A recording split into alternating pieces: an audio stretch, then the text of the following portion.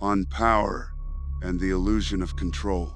You think power is simple. You think it's the ability to impose your will on reality, to bend circumstances to your desires, to never feel helpless again. That's what I thought once. When I was young, weak, unable to save my world, I believed that if I could just become strong enough, I could fix everything. I could prevent every tragedy. I could solve every problem. I could become the universe's salvation. I was wrong.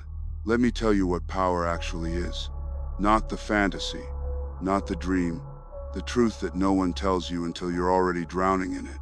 I conquered 1,000 worlds. I commanded armies that stretched across star systems. I toppled empires that had stood for millennia. I killed billions with my bare hands and felt their final breaths against my skin. And do you know what I learned? Power doesn't solve problems. It just changes which problems you have. When I was weak, my problem was helplessness. I watched Titan die and I could do nothing. Every calculation I brought to the council was dismissed. Every solution I proposed was rejected. I screamed into the void, and the void didn't even notice. That powerlessness ate at me like acid, burning away everything soft until only purpose remained. So I became powerful. I trained until my body was a weapon. I studied until my mind could outthink entire civilizations. I gathered followers, armies, resources. I became the kind of being that when I spoke, worlds listened. And I thought, finally, I can do what needs to be done. But here's what they don't tell you about power. It's lonely, unbearably, cosmically lonely. Because the moment you become powerful enough to force your will on others, you lose something precious. You lose equals. You lose honest conversation. You lose the ability to know if anyone agrees with you because they actually agree, or because they're terrified of disagreeing. Every person who bowed before me, was it respect or fear? Every general who followed my orders, was it belief in the mission or survival instinct? Every world that surrendered without a fight, were they convinced by my arguments or by the armada blocking out their sun? I will never know. Power took that knowledge from me. It surrounded me with compliance and called it validation. I had Ebony Maw, brilliant strategist, silver tongue that could convince stars to dim themselves, Cull Obsidian, unbreakable strength, loyalty that never wavered, Proxima Midnight, deadly precision, tactical genius, Corvus Glaive, immortal warrior, ruthless efficiency. The Black Order, my most trusted generals, my inner circle. And yet, did any of them ever truly challenge me? Did any of them ever look at my plans and say, no, this is wrong, there's a better way? Or were they simply extensions of my will, my power made manifest, my ego reflected back at me until I couldn't tell where my thoughts ended and their loyalty began? That's the first illusion of power. You think it makes you stronger. Really, it makes you weaker. It surrounds you with yes-men and sycophants. It isolates you inside a fortress of your own certainty. It turns every room into an echo chamber, where your voice is the only one that matters. The second illusion is control. Oh, this one is seductive. When you have power, it feels like control. You issue commands and they're obeyed. You make plans and they're executed. You decide fates, and fates are decided. The universe begins to feel like an extension of your will, responding to your desires, conforming to your vision. I controlled armies. I controlled worlds. I controlled the Black Order with such precision that they moved like parts of a single organism. I thought I had mastered control. Then I met the Infinity Stones. 6 singularities, older than time itself. Power, space, reality, mind, time, soul. Each one a fragment of creation's first moment, containing more energy than 1,000 suns, more potential than civilizations could dream. I spent years hunting them. I sacrificed everything to collect them. I thought, with these, I will finally have true control, not just over armies or planets, but over existence itself. And I was right. With all 6 stones unified in the gauntlet, I had control over reality at its most fundamental level. I could rewrite physics. I could unmake matter. I could reach across the universe in an instant and reshape it according to my will. I had achieved ultimate power, ultimate control. Then I snapped my fingers. 7 trillion souls, dissolved in an instant, perfectly random, perfectly balanced, exactly as I intended. The universe reshaped according to my vision, my control made manifest, my will imposed on all of creation. And in that moment, as I felt every death through the soul stone's connection, as the energy burned through my arm and fused the gauntlet to my charred flesh, I understood. I had no control at all.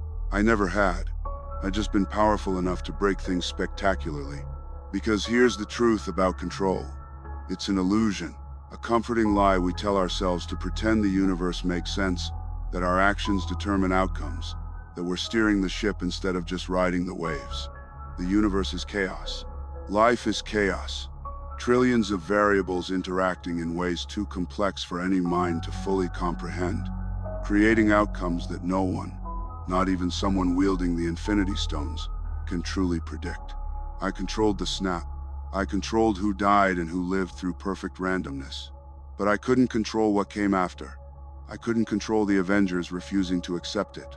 I couldn't control a rat walking across a control panel in a storage facility and accidentally freeing Ant-Man from the quantum realm. I couldn't control Tony Stark figuring out time travel. I couldn't control my past self traveling to a future I'd already lived through and rejecting everything I'd become. Chaos. All of it chaos. And my power, my control, my careful plans, they meant nothing.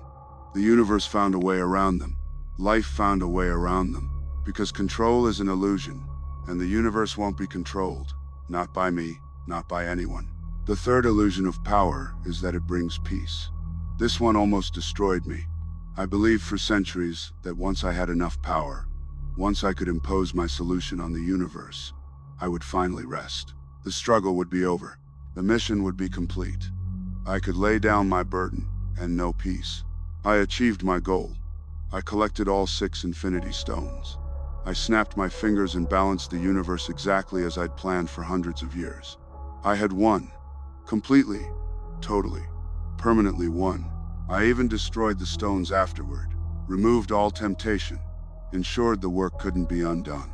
Then I retired to my garden and waited for peace. It never came. Peace isn't something power grants you. Peace is something that exists, independent of external circumstances.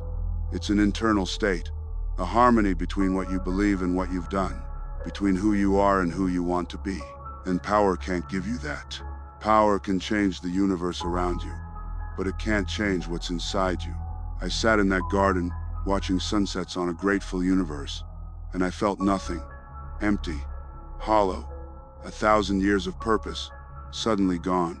A lifetime of certainty, suddenly revealed as insufficient. I had reshaped existence itself, and I couldn't reshape my own heart. That's what power does. It lets you change everything except yourself.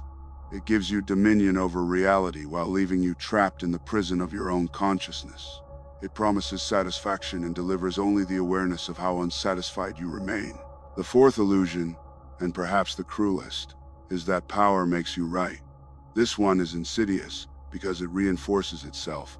When you have power, people agree with you. When people agree with you, you think you're right. When you think you're right, you gather more power to impose your rightness on others. And the cycle continues, spiraling upward, until you're so powerful and so certain that you can't even conceive of being wrong. I knew Titan would fall. I had the calculations. The mathematics were undeniable. And Titan fell, exactly as I predicted. So I was right. My method was proven. My philosophy validated by tragedy. Then I applied that philosophy to world after world, and I saw those worlds flourish after I'd balanced them. Saw skies clear and fields yield and children play in waters that had been toxic. So I was right. Again and again, I was right. Until I wasn't. Because being right about one thing doesn't make you right about everything. Titan's fall proved overpopulation was dangerous. It didn't prove that random genocide was the only solution. The flourishing worlds after my balancing proved that reduced populations could thrive. They didn't prove that murder was the optimal path to that outcome. But I had power, and power let me confuse correlation with causation. Let me mistake my success at implementing a plan with the plan itself being correct. Power gave me the ability to impose my rightness so thoroughly that I never had to truly test whether I was right at all. Tony Stark proved me wrong. A mortal human, a fraction of my age, with no cosmic heritage or eternal lifespan. He looked at the same problem, universal imbalance, resource scarcity, overpopulation, and found a different solution. Not murder, not balance through death, but sacrifice. Specific, willing, purposeful sacrifice. He snapped his fingers not to kill half of everyone randomly, but to erase a specific threat. Not to impose his will on an unwilling universe, but to protect others at cost to himself. He used the same stones I'd used, the same infinite power, and chose something completely different. Was he right and I was wrong? Or were we both wrong? Or both right? I don't know anymore. That's what losing taught me. That's what death taught me. Power had convinced me I knew. Powerlessness revealed that I never did.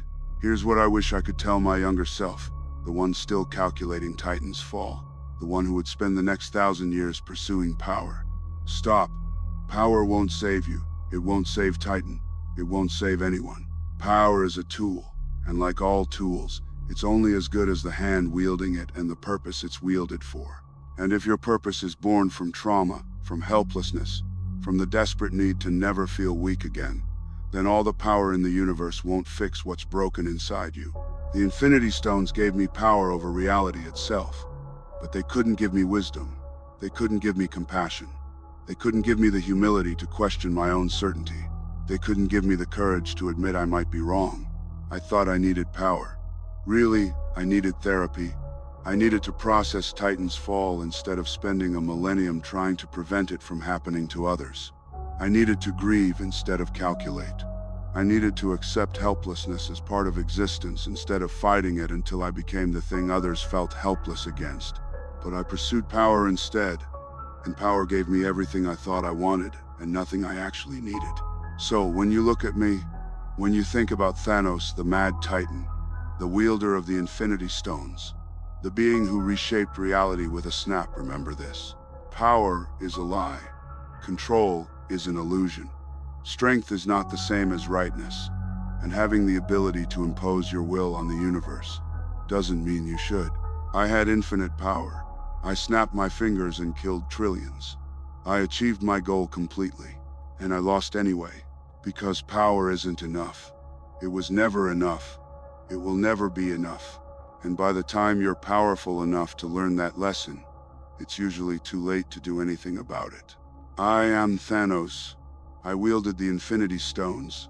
I had ultimate power, and I died alone in a garden, waiting for peace that never came, trying to control a universe that couldn't be controlled, believing I was right until reality proved me wrong.